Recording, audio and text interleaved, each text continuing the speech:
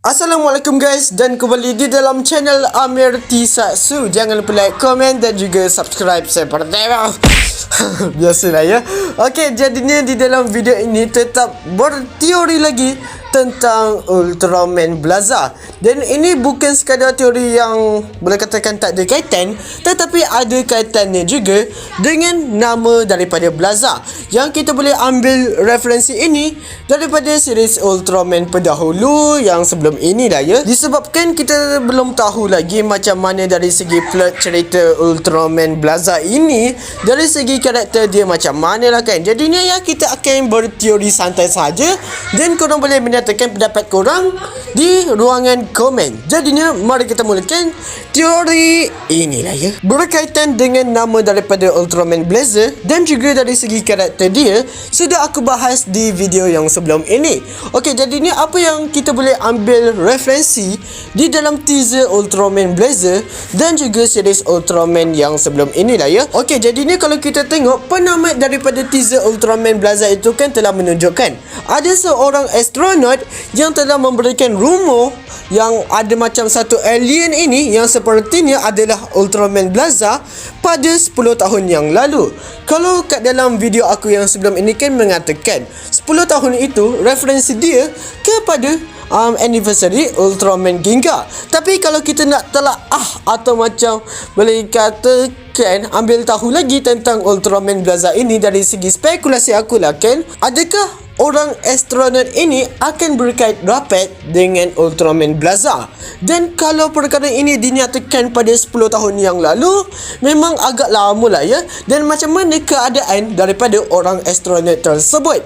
Jadinya kata-kata daripada mereka ni semacam sudah tidak dijumpai lah ya. Ini hanya sekadar aku punya pendapat dari segi teaser dia sahajalah. Dan adakah sebenarnya astronot inilah adalah Ultraman Blaza? Nanti dulu. Jadi ni kat sini ada dua pendapat. Mungkin sahaja orang astronot itu macam Ultraman Blaza, atau orang astronot itu ya mungkin macam terhisap termasuk di dalam lohong hitam ke macam itu, disebabkan berkaitan juga dengan nama daripada Blaza, iaitu ada berkaitan dengan lohong hitam. Kita boleh ambil referensi ini kepada Ultraman Mebius, di mana kan Mebius ini kan gagal menyelamatkan Himino Mirai yang asli, manusia yang asli itu, dan dia pun termasuk ke dalam lohong hitam. Disebabkan itu Ultraman Mebius telah mengambil rupa dan juga bentuk daripada Himino Mirai sebagai bentuk manusia dia.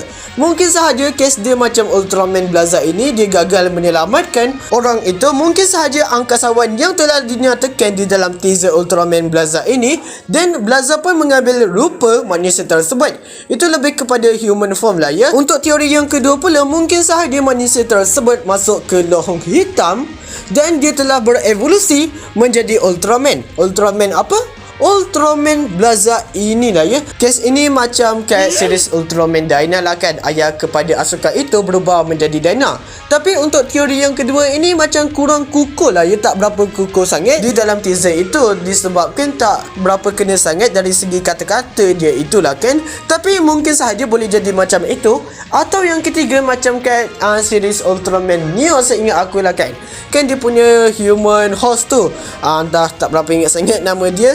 Kan dia kata dampar tu kan angkasa lepas, dan yang telah menyelamatkan dia adalah Ultraman Neos. Mungkin sahajalah ya. Dan sebenarnya aku berharap Ultraman Blaza ini lebih kepada human form, tetapi human form yang boleh katakan sudah arif tentang galaksi lah kan, dan sudah mengembara ke tempat yang lain ke apa.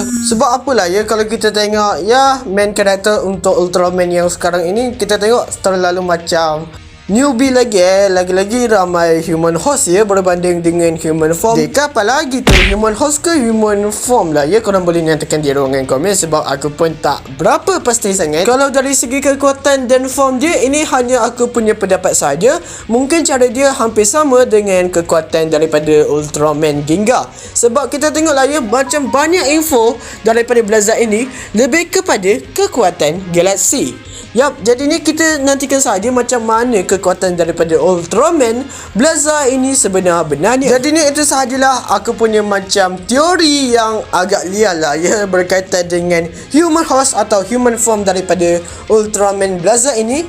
Dan kita harapkan sahaja ceritanya ulang dah banyak kali ni lah ya. Bagus. Jangan lupa like, komen dan juga subscribe seperti biasa. Jumpa pada video yang selanjutnya dan salam dari Malaysia. Bye bye.